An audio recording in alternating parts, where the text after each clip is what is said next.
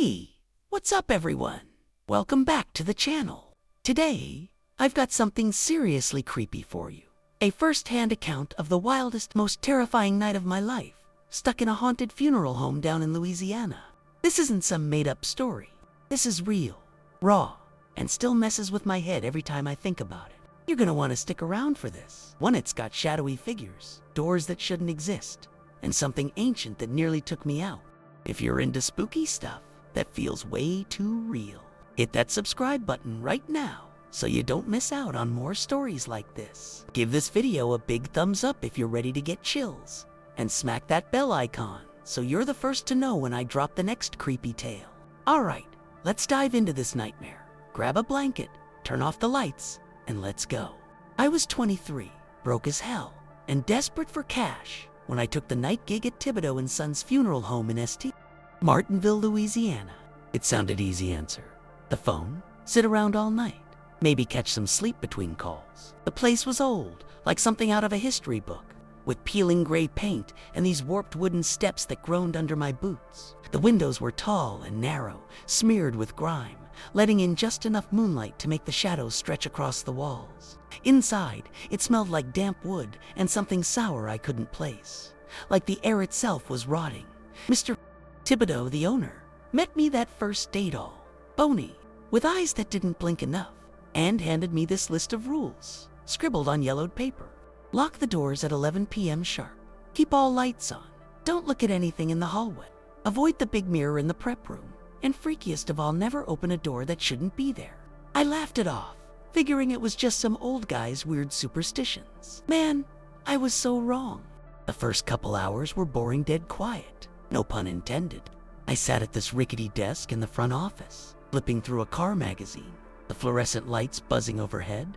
The funeral home was a maze of narrow halls and locked rooms, all leading back to this big open area where they kept the coffins before services. The walls were this faded green, stained with watermarks that looked like faces if you stared too long, and the floorboards creaked even when I wasn't moving. Around midnight, I noticed the thermostat said 68 degrees Fahrenheit, but my breath was fogging up in front of me. Felt like I'd stepped into a freezer. Then the phone rang, shrill and loud, cutting through the silence. I picked it up, expecting a late call about a pickup or something, but all I got was this scratchy voice whispering in French. Firm, les portes, elles saisovant. I don't speak French, but it sounded urgent, panicked even. I hung up fast, my hand shaking, telling myself it was a prank. That's when I heard the first creak, like a door swinging open somewhere down the hall. I grabbed the flashlight from the desk, my heart thumping hard enough I could feel it in my throat. The hall stretched out past the office, dark even with the lights on, like the bulbs were too tired to fight the shadows. I told myself it was just the old building settling wood shifts, right? But that creak came again, slow and deliberate, from the direction of the prep room. My sneakers squeaked on the floor as I crept forward, the air getting colder with every step, prickling my arms under my hoodie. The rules flashed in my head. Don't acknowledge anything in the hallway, but I couldn't just sit there. Not after that phone call. The walls along the hall had these old framed photos of stern-looking people, probably Tibidos from way back, their eyes following me as I passed. When I got to the prep room door, it was cracked open maybe an inch, even though I'd swear it was shut tight when I'd checked earlier. I pushed it with my foot, the hinges whining, and shone the light inside. The steel tables gleamed under the beam, empty, but there was this faint red smear on the floor, like something wet had dripped there and dried weird. I stepped inside, my breath hitching when I saw it. A door on the far wall that hadn't been there before. It wasn't on the quick tour, Mr. Tibido gave me just a blank stretch of plaster where this thing now stood, all warped wood and rusted hinges, like it had been yanked out of some swamp shack. My stomach twisted. That rule about not opening doors that shouldn't be there screamed in my brain, but I couldn't look away. The air felt thick, heavy, like it was pressing down on me, and there was this low hum I could feel in my teeth. I swung the flashlight around, half expecting someone to jump out, but it was just me and that door. Then I heard it a soft thump, like a fist hitting the other side. Slow at first, then faster, insistent. My legs locked up, every instinct yelling at me to run, but I just stood there, staring, as a thin trickle of something dark started seeping under the bottom edge. It wasn't water, it was too thick, too red. I bolted back to the office, slamming the prep room door behind me. my chest heaving like I'd run a mile.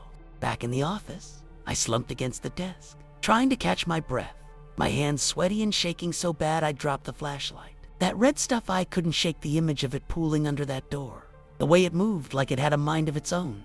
I kept telling myself it was just a leak, maybe some old pipe busting, but deep down I knew that was bullshit. The funeral home felt alive, like it was watching me screw up those rules one by one. I checked the clock, 1:17 a.m., and realized the phone hadn't rung again, but the silence was worse, pressing in on me like a weight. The lights flickered once, just a quick blink, and I jumped, my eyes darting to the hallway. Something moved out there, a shadow, tall and thin, sliding across the wall near the coffin room. I froze, remembering the rule about not acknowledging it, but my head was screaming, "What the hell is that?" I grabbed the rule list off the desk, rereading it like it had saved me, my fingers smudging the ink. Then the smell hit Mirrodin, wet, like swamp mud, and something dead left out too long. It wasn't there before, I'd swear it, but now it was choking me, creeping in from the hall. I stood up, my legs wobbly, and peeked out the office door. The shadow was gone, but the floorboards out there glistened, slick with something dark and sticky spreading from the coffin room. My gut churned. This wasn't a spill. It was seeping up through the cracks, bubbling a little, like the house was bleeding. I took a step back, my sneaker sticking to the floor, and that's when I saw her. A little girl, maybe 8 or 9, standing at the end of the hall, her dress all torn and gray, her face pale as the moonlight cutting through the window. She didn't move, just stared at me with these empty black eyes, and my chest tightened so hard I could barely breathe. I blinked, and she was closer, halfway down the hall, now without ever taking a step. "Lily," she whispered, her voice like a scratch on glass. "She's in the walls." I stumbled back into the office, slamming the door, my mind racing. Who's Lily? Who's in the walls? I leaned against the office door, my back pressed hard into the wood, like that'd keep whatever was out there from getting in. My heart was hammering so loud I could hear it over the buzzing lights, and that little girl's voice, "She's in the walls," kept echoing in my head. I didn't know what she meant, but it felt like a warning, and I was way too freaked out to ignore it. The room was freezing now, my fingers numb as I fumbled with the rule list again, scanning for anything about a kid or walls. Nothing, just that same creepy handwriting about doors and mirrors. I glanced at the phone, half tempted to call Mr. Tibido and quit right then, but the line was dead when I picked it up. No dial tone, just static and a faint murmur I couldn't make out. The smell was worse in here now, seeping through the cracks around the door, and I gagged, pulling my hoodie over my nose. That's when I noticed the walls, those faded green ones with the water stains. They were sweating, beads of something dark trickling down like tears. I couldn't stay still anymore. Sitting there felt like waiting to die. I grabbed the flashlight and cracked the door open, just enough to peek out. The hall was empty, no girl, no shadow, but that dark stuff on the floor had spread, pooling around the baseboards, thick and shiny like oil. My light caught something new, scratches on the walls, long and jagged, like claws had raked through the plaster. They weren't there before. I'd walked that hall a dozen times already, and my stomach dropped. Realizing this place was changing, shifting around me, I stepped out, careful not to touch the floor goo, and headed toward the coffin room, my breath shallow and quick. The air felt electric, buzzing against my skin, and every step made the boards groan louder, like the house was pissed I was moving. When I got to the doorway, I froze. The coffins were still there, all polished and neat, but one was open now, lid propped up like someone had climbed out. Inside was this old locket, gold and dented, sitting on the satin lining, and my hand shook as I reached for it, some dumb instinct telling me it mattered. I snatched the locket quick, like it might bite me, and stuffed it in my pocket, my fingers brushing against something cold and slimy inside the coffin lining. I yanked my hand back, wiping it on my jeans, my skin crawling as I tried not to puke. The room felt smaller now, the walls leaning in, and that hum I'd felt before was louder, rattling my bones. I turned to leave, but the door to the coffin room slammed shut on its own hard rattling, the frame so bad dust rained down from the ceiling. I lunged for the handle, twisting it, but it wouldn't budge, like something was holding it from the other side. My flashlight beam danced around, catching the edges of those coffins, and I swear I saw one twitch just a little, like something inside shifted. My chest was so tight I could barely breathe, and I started banging on the door, yelling, "Let me out," even though I knew no one was there to hear me. Then I heard a laugh, low and wet, coming from everywhere and nowhere, seeping out of the walls like they were mocking me. stopped pounding, my fists aching, and backed away from the door, my eyes darting around for another way out. That's when the little girl Lily flickered into view again, right in front of me, her pale face inches from mine. I stumbled back, tripping over my own feet, and hit the floor hard, the flashlight rolling away. She didn't move, just hovered there, her mouth opening slow like she was gonna say something big. "The lady's waking up," she rasped, her voice cutting through me like a knife. "She wants out." I scrambled for the light, my hands slipping on that damn sticky floor, and when I showed it back at her, she was gone, but the walls were moving now, pulsing like they were breathing, plaster cracking in little spider webs. The locket in my pocket felt heavier, burning cold against my leg, and I knew, somehow, it was tied to all this. I got to my feet, my knees wobbling, and that's when the door creaked open on its own, slow and taunting, daring me to run. I bolted through that door like my life depended on it, honestly. It probably did, and skidded into the hallway, my sneakers squeaking on the slick floor.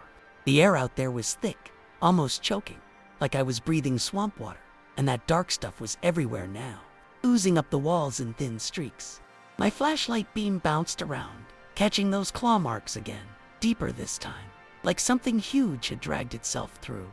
I could still hear that laugh, faint but steady, bouncing off the walls, and it made my skin prickle like 1,000 needles. The locket in my pocket was freezing, so cold it hurt through my jeans, and I kept thinking about Lily's words, "The lady's waking up." Who the hell was that? My head was spinning, but I didn't stop moving, aiming for the office where I'd left the phone, hoping I could call somebody, cops, Mr. Tibido, anyone. The lights overhead flickered hard, buzzing like angry bees, and I swear the shadows stretched longer, reaching for me as I ran. When I got to the office, the door was wide open, and the desk was tipped over. Papers scattered like a tornado hit it. My stomach sank. None of that was like that before. The phone was off the hook, dangling by its cord, and when I grabbed it, the static was gone, replaced by this low, gurgling sound, like something choking underwater. I dropped it fast, my hand shaking, and that's when I saw the mirror on the wall, the one Mr. Tibido told me to avoid. It wasn't reflecting the room right. The glass was murky, rippling like a pond, and something was moving in it. Not me a shape, tall and hunched, with long arms that didn't bend right. I turned away quick, remembering the rule, but the room spun anyway, my head pounding like it was gonna split open. The walls groaned, a deep, awful sound, and I felt the floor shift under me, tilting just enough to make me stumble. Whatever was happening, it was getting worse, than that locket in my pocket was starting to feel like a bomb about to go off. I yanked the locket out of my pocket, holding it up like it might explain itself, but it just sat there, heavy and ice cold, the metal dull and scratched like it had been through hell. My fingers were trembling so bad I almost dropped it, and the second I touched it, the lights went out, complete blackout, no flicker, just gone. The flashlight was all I had left, and its beam shook in my hand as I swung it around the office. The walls were worse now, bulging out in spots, plaster splitting open like something was pushing from the other side. That gurgling sound from the phone was louder, coming from everywhere, and I realized it wasn't the phone anymore. It was the house, like it was alive and drowning at the same time. I backed up, my heel hitting the tipped-over desk, and something wet dripped onto my neck from the ceiling.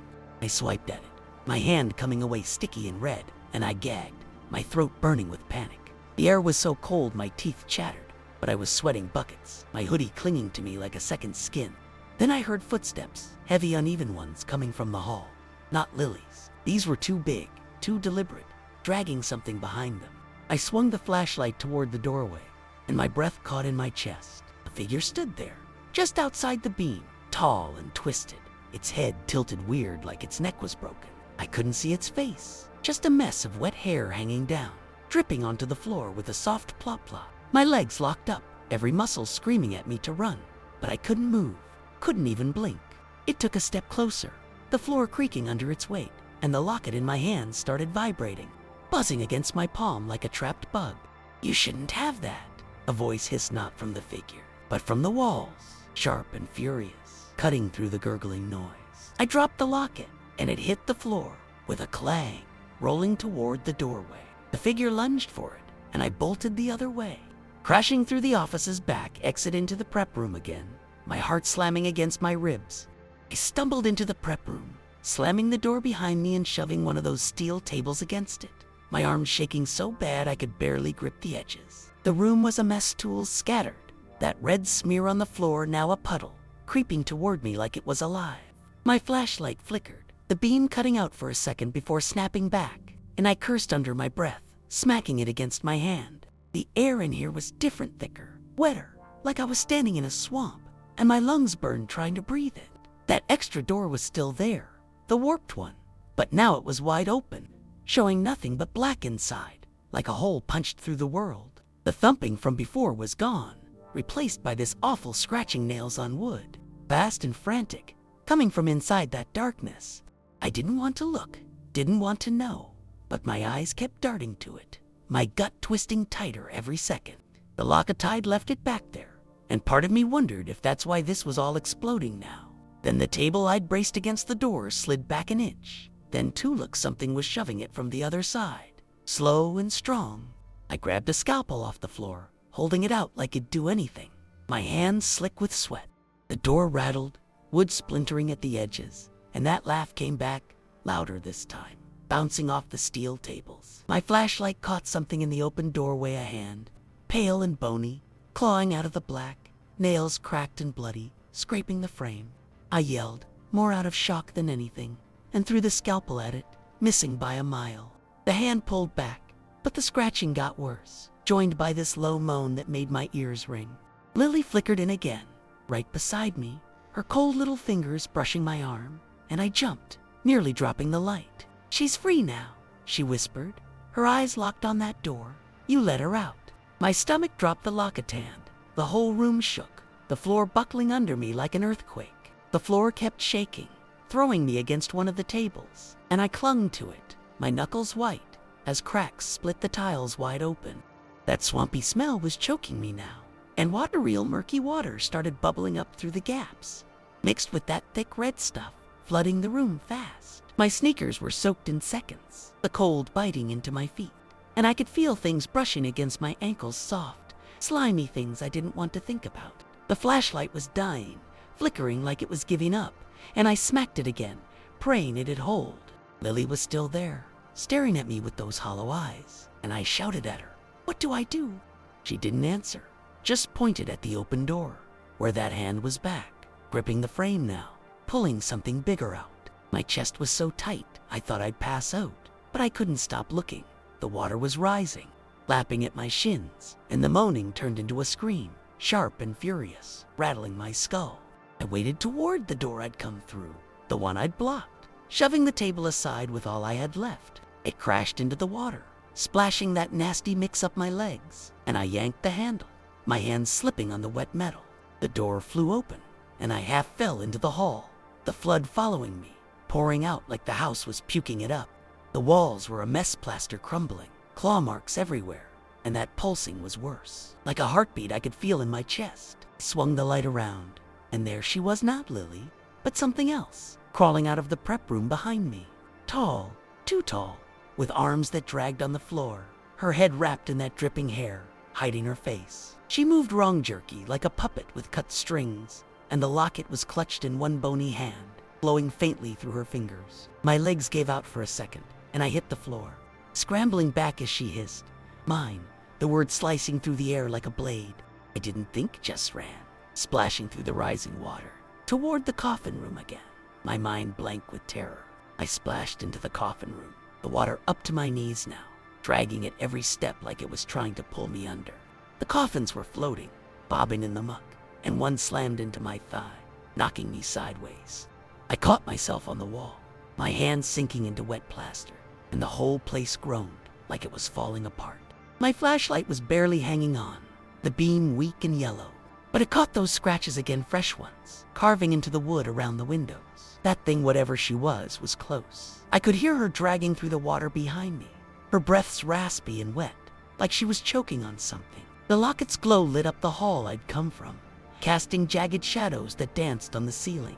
I didn't look back, couldn't, just kept moving, my heart pounding so hard it hurt, my soaked hoodie weighing me down like a brick. Then I saw him, Mr. Tibido, standing by the far wall, his bony frame hunched over, staring at me with those unblinking eyes. I froze, thinking maybe he'd help, but his face was wrung, pale, slack, like he was already dead. "You broke it," he croaked, his voice all gravel and hate. And before I could say anything, the wall behind him split open, literally tore apart, and hands shot out, gray and twisted, grabbing his arms, his legs, his neck. He screamed, thrashing as they yanked him back, his nails clawing at the floor, leaving bloody streaks. I yelled too, backing away, but the water surged, knocking me off my feet, and I went under for a second, swallowing a mouthful of that rancid swamp crap. When I came up, gasping, he was gone, just a hole in the wall, dark and dripping, and that laugh was back, louder, triumphant. She was coming, and I knew she'd gotten stronger because of me, because of that damn locket. I scrambled to my feet, coughing up that nasty water, my throat raw and my eyes stinging from whatever was in it. The coffin room was a wreck, now wood splintering, windows cracking, the whole place tilting like it was sinking into the swamp. It smelled like... My flashlight finally gave out, plunging me into dark except for that faint glow from the locket, still back there with her. I fumbled along the wall, my hands slipping on slime and broken plaster, trying to find a way out, any way out. The water was at my thighs, cold and heavy, and I could hear her closer, now splashing, dragging, her raspy breaths cutting through the chaos. My fingers hit something metal, a locket. I yanked it, popping open a side door I hadn't seen before, leading back to the hall. I stumbled through, slamming it shut behind me, but the lock was busted, and I knew it wouldn't hold her long. My chest was burning, my legs like jelly, but I kept going, driven by pure, blind panic. The hall was worse than before, walls caving in, floorboards snapping under my weight, that red-black water swirling around my knees. I could feel her behind me, not just here. The air got heavier, like she was sucking it dry, and my skin prickled like something was brushing it. I tripped over something soft and sank for a second, my hands landing on Ogata body, bloated and gray, floating face down in the flood. I gagged, shoving it away, and saw more corpses from the prep room, bobbing up like the house was spitting them out. My screams stuck in my throat as I lurched forward, and that's when Lily flickered in again, right in front of me, her little face twisted with fear. "Break it," she hissed, pointing at the glow down the hall. "The locket, break it." I didn't even think, just nodded, splashing toward that light, my mind racing with how the hell I'd get it back from her. The walls shook harder, chunks of ceiling crashing down, and her laugh turned into a shriek, so loud it made my ears bleed. I waded through that filthy water, my legs burning, the glow from the locket getting brighter as I closed in on her. The hall was collapsing, walls buckling, beams snapping in. Every step felt like the floor might give out and swallow me whole. Those corpses kept brushing against me, cold and rubbery, and I had to shove them off, my hands shaking so bad I could barely feel them. Her shadow loomed ahead, that twisted shape filling the hallway, her long arms scraping the walls as she moved toward me. The locket dangled from her bony fingers, swinging like a pendulum, and its light burned my eyes, making them water. My breath was ragged, my chest screaming for air, but Lily's words, "Break it," kept me going. I didn't know how I'd do it, didn't know if I could, but it was all I had left. Her head tilted up, and I caught a glimpse under that dripping hair rise like black pits, endless, pulling me in, and I nearly froze, my knees buckling under that stare. She lunged faster than I thought she could, and I dove to the side, crashing into the wall as her claws raked the air where I'd been. The water slowed her just enough, and I scrambled past, my hand brushing the locket as I went. I grabbed it, yanking it free, and her scream hit me like a punch, knocking me back into the flood. My ears rang, my vision blurred, but I clutched that thing tight, its cold metal biting into my palm. I crawled to my feet, the house shaking so hard I could barely stand, and she turned, coming for me again, her arms stretching longer, impossibly long. I stumbled back toward the coffin room, the only place I could think to go, and saw Lily there, flickering in and out, waving me on. "Now," she yelled, her voice breaking through the roar, and I raised the locket, slamming it against the edge of a coffin with everything I had. It cracked, a sharp snap, and the glow flared bright to bright, blinding me as she shrieked again, the sound tearing through my skull. The locket shattered in my hand, bits of metal slicing into my skin, and that flare of light exploded outward, flooding the room with the heat I could feel in my bones.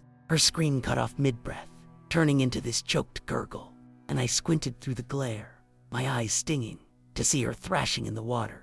Those long arms flailed, clawing at the air, and her body started to, God, I don't even know, unravel, like threads pulling apart. Black and oily, sinking into the flood. The walls stopped pulsing, the shaking slowed, but the water kept rising, swirling around my waist now, pulling at me like it wanted to drag me down with her. My hand was bleeding bad, dripping red into the muck, and I felt dizzy, like the room was spinning even though it wasn't. Lily was still there, watching, her little face calmer now, and she nodded once, slow, before fading out completely. I didn't know if I'd won or just pissed something else off, but I wasn't sticking around to find out. I slogged back toward the hall, the water fighting me every step, and the house started groaning again, not alive this time, but like it was giving up. The ceiling caved in behind me, crashing into the coffin room, sending a wave that knocked me forward. I grabbed at anything, walls, door frames, pulling myself along as the whole place buckled. The front door was ahead, barely hanging on its hinges, and I threw myself at it, shoulder first, bursting out into the night. The air outside hit me like a slap clean, warm. No swamp stinkened. I fell to my knees on the muddy lawn, gasping, my soaked clothes sticking to me. Behind me, the funeral home creaked one last time, then imploded, walls folding in, roof collapsing, like it was swallowing itself whole. I crawled away, my hands sinking into the dirt, and when I looked back, it was just a pile of rubble, steaming in the moonlight, quiet as a grave. My head was pounding, my body screaming, but I was alive somehow. I just sat there in the mud, staring at the wreck of that funeral home, my breath coming in short, shaky bursts. The night was dead quiet, no crickets, no wind, nothing, just this heavy stillness that made my ears ring. My hand was still bleeding, the cuts from the locket stinging like hell, and I ripped a strip off my hoodie to wrap it, wincing as I tied it tight. The water, the boaties, all of it was gone, buried under that mess of wood and plaster, but I couldn't shake the feeling that something was still watching me. I kept glancing around, expecting Lily or that thing to pop out of the shadows, but it was just me in the ruins. My legs were like lead, but I forced myself up, stumbling away from the place, my soaked sneakers squishing with every step. I didn't know where I was going, just away, anywhere but there. The moon was high, lighting up the road, and I followed it, my mind blank except for this buzzing panic that wouldn't quit. I don't even remember how I ended up at the diner. Next thing I knew, I was sitting in a booth, hands wrapped around a coffee mug, the waitress giving me weird looks because I was soaked and filthy. The clock on the wall said 4:03 a.m., but it felt like days had passed, not hours. I kept waiting for someone to bust in, yelling about the funeral home collapsing, but the TV above the counter just droned on about weather and sports, like nothing happened.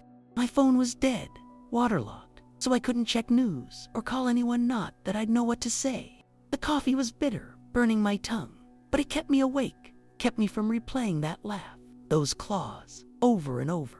I flexed my bandaged hand, the pain grounding me, and wondered if I'd dreamed it, all but the mud on my jeans, the cuts, the ache in my bones said otherwise. I was halfway through the cup when this old lady slid into the booth across from me, her face all wrinkles and sharp eyes, and my stomach dropped. She smelled faintly of that funeral home dampness, and I knew she wasn't just some random.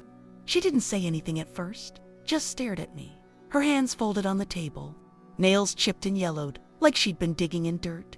I recognized her then, Mrs. Camo, the secretary I'd met that first day, all quiet and hunched over her desk. My mouth went dry, and I gripped the mug tighter, the heat biting into my palms. "You made it out," she finally said, her voice low and rough, like she smoked too much. I nodded, barely, my throat too tight to talk, and she leaned in closer, her eyes flicking to my bandaged hand. "Not many do, you know. They knew half the town did, but they don't talk about it. Can't." I swallowed hard, the coffee turning sour in my gut, and managed to croak out, "What was she?" Mrs.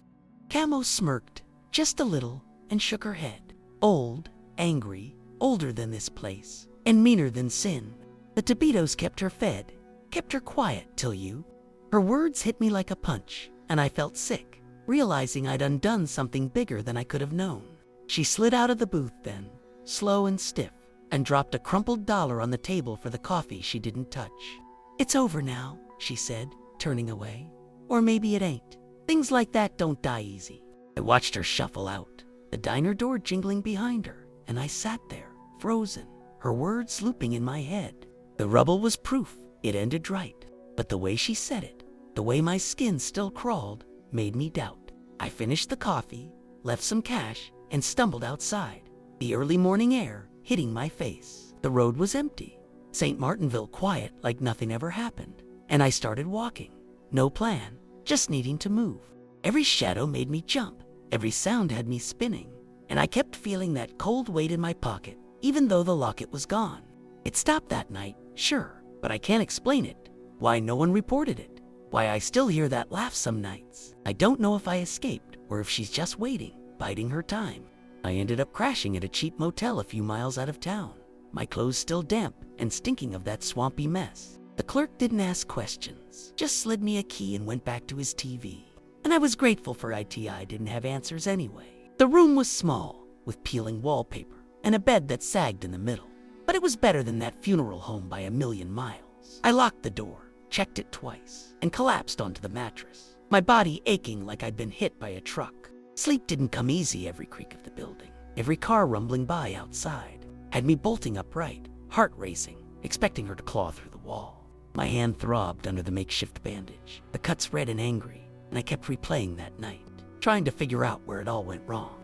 The locket, Lily, the rules, none of it made sense, but it felt real, too real, etched into me like a scar. I closed my eyes, and all I saw was here those black pit eyes, that dripping hair, and I wondered if I'd ever shake it. Morning came slow, gray light creeping through the blinds, and I dragged myself to the bathroom, splashing water on my face. The mirror showed a guy I barely recognized, pale bags under my eyes, a twitch in my jaw that wouldn't quit.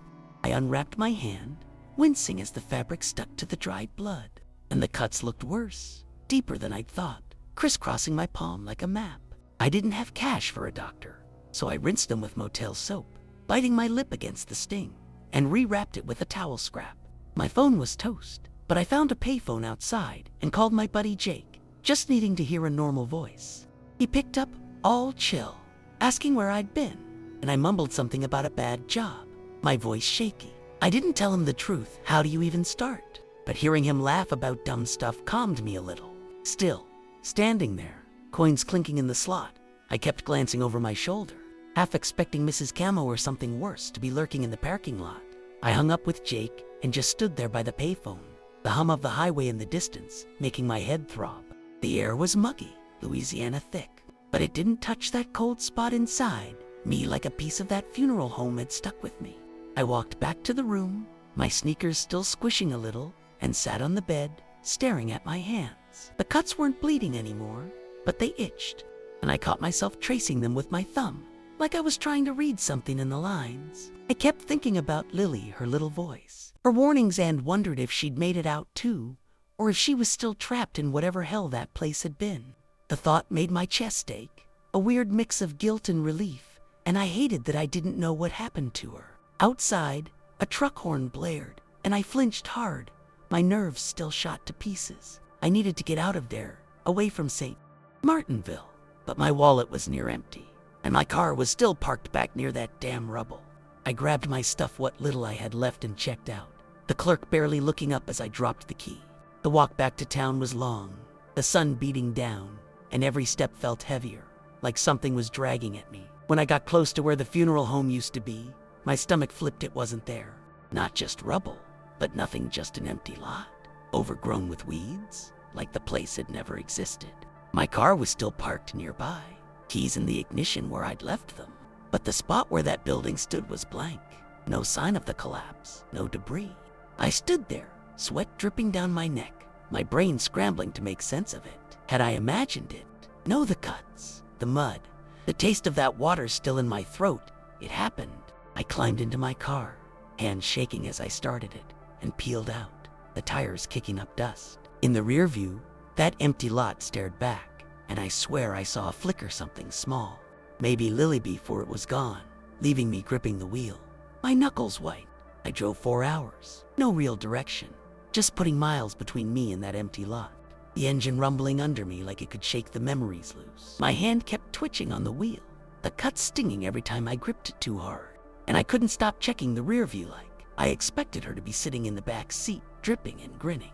The radio was busted, just static, and I didn't dare turn it on anyway, half afraid I'd hear that French whisper again, telling me the doors were opening.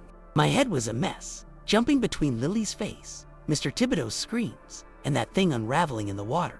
I pulled into a gas station eventually, tank near empty, and sat there after filling up, staring at the pumps. The clerk inside was watching some grainy TV, and I wondered if he'd heard anything about St. Martinville, if anyone had. I didn't ask. My voice felt locked up, stuck somewhere deep, and I just paid with my last few bucks and got back on the road, the sun dipping low now, painting everything orange. Night hit fast, and I found myself parked on some back road, too wired to keep driving, too broke to grab another motel. The car was stuffy, windows cracked, and the crickets outside were normal loud, not that dead silence from before. I leaned back, eyes burning, and tried to sleep, but every time I drifted off, I'd jerk awake, hearing that laugh or feeling cold fingers on my arm. My hand was throbbing again, and I peeled back the towel wrap. Squinting in the dark, those cuts were black around the edges now, not healing right, like something was festering.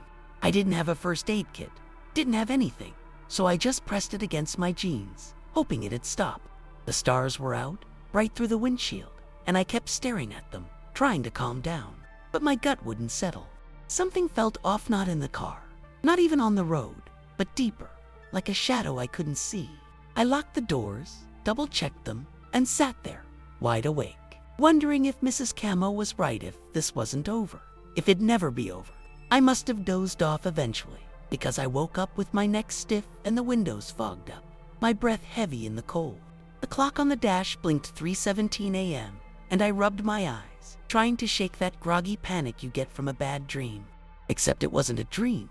I could still smell that swampy rot, faint but clinging to my clothes, my skin.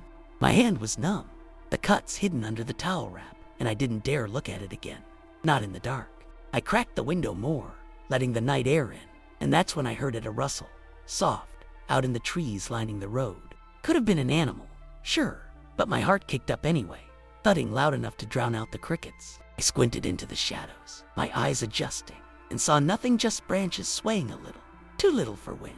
I told myself I was paranoid, jumping at nothing, but my hands were already on the keys, ready to start the car and bolt. That feeling from the funeral home, the watched feeling, was back, prickling up my spine, and I couldn't shake it.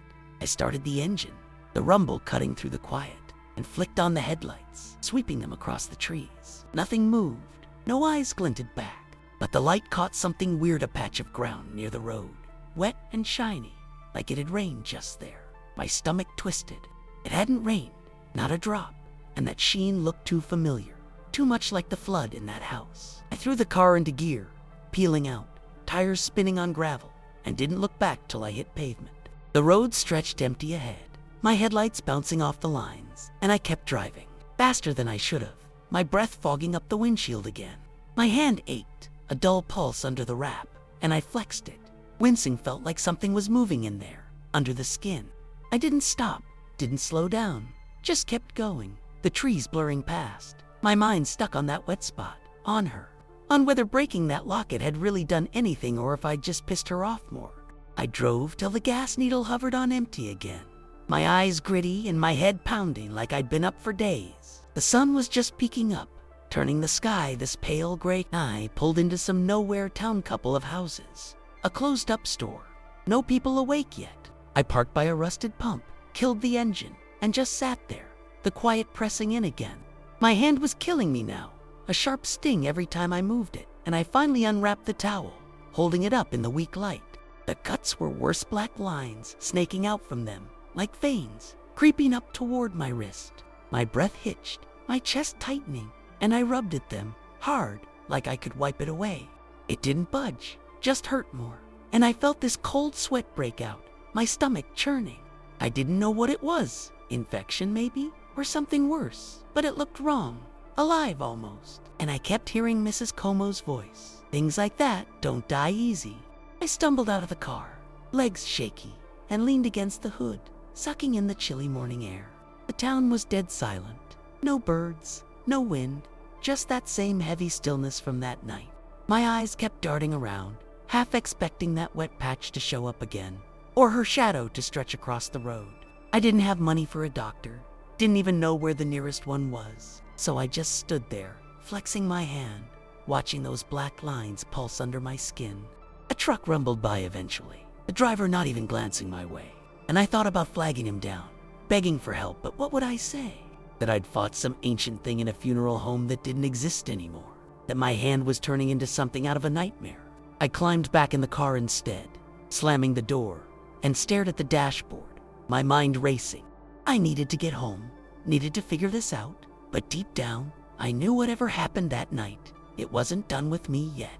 I scraped together some change from the car floor and got enough gas to keep going, my hands trembling as I fed the coins into the pump. The black lines on my hand were spreading, slow but steady, curling past my wrist now. And every time I looked at them, my throat closed up a little more. They didn't just hurt, they itched deep under the skin, like something was crawling in there, and I had to fight the urge to claw at it. The drive blurred by, fields and trees smearing together, and I kept the windows down, the cold air blasting my face to stay awake.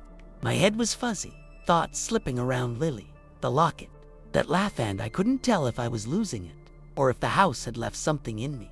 I passed a sign for Baton Rouge, figured I'd head there, crash with Jake maybe, but my gut kept twisting, telling me distance wouldn't fix this. The sun was higher now, warming the car, but I still felt that chill, lodged in my chest like a stone. I stopped at a rest area, just a grimy bathroom and a picnic table, and splashed water on my face again, avoiding the mirror this time. I didn't want to see those eyes staring back, mine or hers. My hand was shaking worse, the black veins thicker, and I pressed it against the sink hard, like I could force it to stop. A guy walked in, nodded at me, and I mumbled something back, pulling my sleeve down quick to hide it. He didn't notice, just went about his business, but I felt exposed, like he'd see right through me if he looked too long. Outside, I sat on the table, lighting a cigarette I'd found in the glove box, the smoke burning my lungs. It didn't calm me nothing, didn't it? I kept scanning the trees, the road, waiting for something to happen. The cigarette shook in my fingers, ash falling on my jeans, and I heard it again faint. So faint, I thought I'd imagined it that wet, raspy laugh, drifting on the breeze. I dropped the smoke, stomped it out, and bolted back to the car, my pulse racing, telling myself it was nothing, just my head screwing with me. I got to Baton Rouge by noon, the city buzzing around me, cars honking, people yelling, but it all felt distant, like I was underwater watching it happen. I parked outside Jake's apartment, a rundown spot with chipped paint and a busted buzzer, and sat there gripping the wheel, trying to psych myself up to go in. My hand was a mess, now those black lines halfway up my forearm, pulsing like they had a heartbeat of their own, and the skin around them was hot, swollen. I couldn't hide it anymore, not under a sleeve, and I didn't know how to explain it to Jake without sounding nuts. The laugh from the rest stop was still in my head, looping, and I kept checking the mirrors, expecting her shadow to slide into view. I grabbed my hoodie, tied it around my waist to cover what I could, and climbed out, my legs wobbly as I hit the buzzer. No answer, typical Jake, so I banged on the door, my fist leaving a sweaty mark, desperate for something normal to pull me out of this. He finally opened up, all bleary-eyed and hungover, grinning like nothing was wrong, and I forced a smile, muttering about needing a place to crash. He didn't ask much, just waved me in, and I collapsed on his couch, the springs digging into my back. The apartment smelled like stale beer and pizza, a mess of clothes and empty cans everywhere, and it should have felt safe, but it didn't. My hand throbbed, the black veins creeping higher when I peeked under the hoodie, and I caught Jake glancing at it, his grin fading. "Dude, what happened to you?" he asked, and I shrugged, mumbling about a job gone bad, my voice cracking. He didn't push, just handed me a beer, but I could tell he was weirded out. I cracked it open, the cold can stinging my cuts, and took a swig, staring at the wall. The TV flickered on some dumb show, laugh track blaring, but I couldn't focus. Every shadow in the room looked wrong, too long, and that itch in my arm was getting worse, like something was clawing its way up. I sat there on Jake's couch, the beer sweating in my hand, but I barely drank. My stomach was too knotted, and the taste just reminded me of that rancid water. He was rambling about some party he'd been to, his voice loud and slurry, but it faded into noise as I stared at my arm. The black lines were moving faster now, twisting up past my elbow, and the skin around them was starting to peel, little flakes curling back like burnt paper. It didn't hurt anymore, it itched, deep and frantic, and I dug my nails into it, scratching till I drew blood, red mixing with that black. Jake stopped talking, his eyes wide, and said, "Man, you need a hospital or something." But I shook my head, too quick, muttering, "It's fine, just a rash." He didn't buy it, I could see it in his face, but he dropped it. Turning back to the TV, I pulled the hoodie tighter around my arm, my heart pounding, and tried to focus on the screen. But all I could hear was that laugh again, soft, right at the edge of my hearing. I excused myself to the bathroom, locking the door and running the sink, the sound drowning out Jake's show for a second. I peeled the hoodie off, my breath hitching as I saw my arm in the flickering light. Those veins weren't just black now, they were bulging, pushing up like worms under my skin, and the cuts were oozing something thick and dark. I gagged, leaning over the sink, and splashed water on it, but it didn't wash away, just smeared, streaking down my hand. My reflection in the mirror was a Rekai's bloodshot, face gone tanned for a split second. I thought I saw her behind me, that dripping hair framing those pit black eyes. I spun around, fists up, but it was just me, alone, panting like I'd run a mile. The itch was unbearable now, and I scratched again, harder, my nails tearing skin. But it didn't stop, felt like something was clawing back from the inside. I slumped against the wall, sliding down, my head spinning with one thought. Whatever I'd let out that night, it wasn't gone, it was in me. I stayed on that bathroom floor way too long, the tile cold against my back, my arm cradled against my chest like it wasn't even mine anymore. The black stuff was spreading past my elbow, pulsing with every heartbeat, and I could feel it, really feel it moving, shifting under my skin like it was alive. My head was pounding, a dull throb that matched the itch, and I kept hearing that laugh, louder now, bouncing around Jake's tiny bathroom. I clamped my hands over my ears, squeezing my eyes shut, but it didn't stop, just got sharper, digging into me like a knife. I didn't know what to do, couldn't call a doctor, couldn't tell Jake, couldn't even think straight with that thing clawing at my brain. The sink was still running, water splashing over the edge, and I dragged myself up, shutting it off, my good hand shaking so bad I fumbled the knob. I didn't look in the mirror again, couldn't handle seeing her, or me, or whatever I was turning into. Back on the couch, Jake was passed out, snoring over the TV's static, and I just sat there, staring at my arm in the dim light.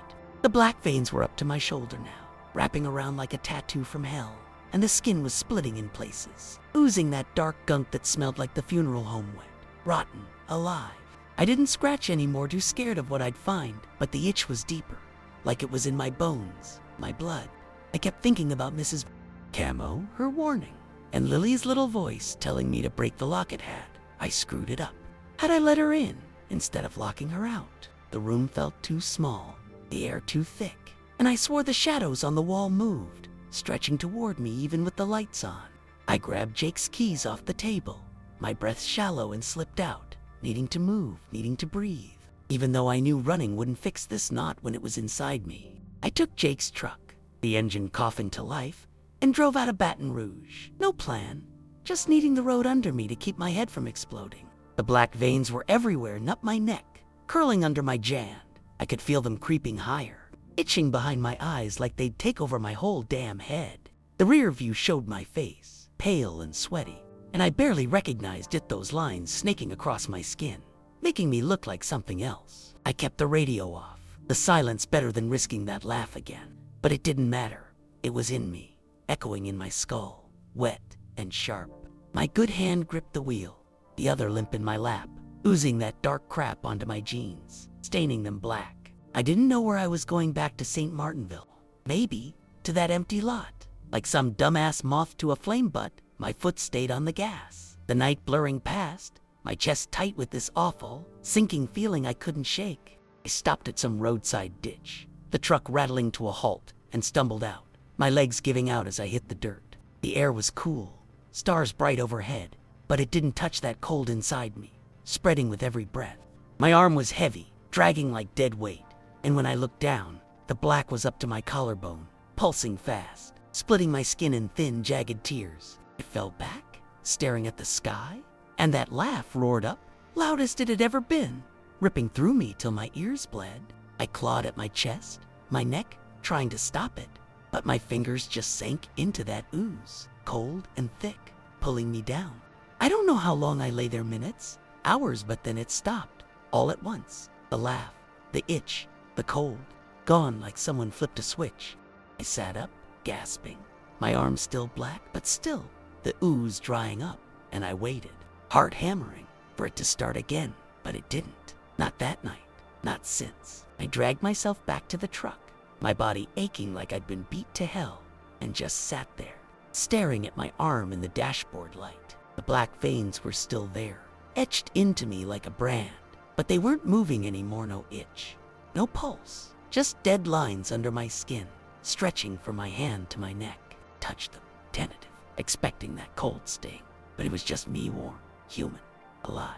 My chest was still tight, my breath shaky, and I kept waiting for that laugh to kick up again, for her to claw out of me, or the shadows. But the night stayed quiet, too quiet, maybe.